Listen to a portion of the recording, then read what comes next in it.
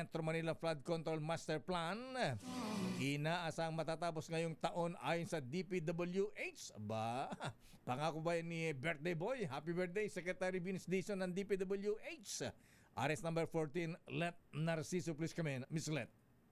Ilakay ni Sia, by the end of the year pa inaasahang makukumpleto ang Flood Control Master Plan sa Metro Manila na inumpisahan noon pang administrasyon ni dating Pangulong Noynoy Aquino.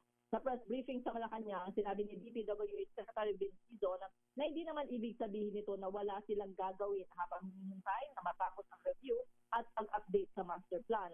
Ayon kay Dizon, sisimulan na rin ang mga proyekto kontra baha.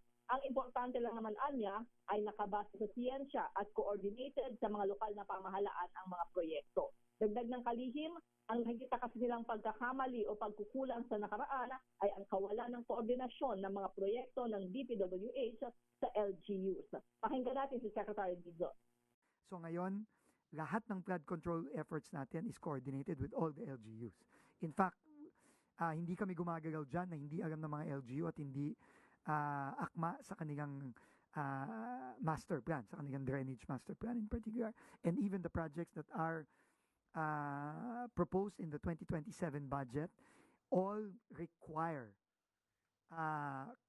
certifications from the regional and local development councils and the LGUs.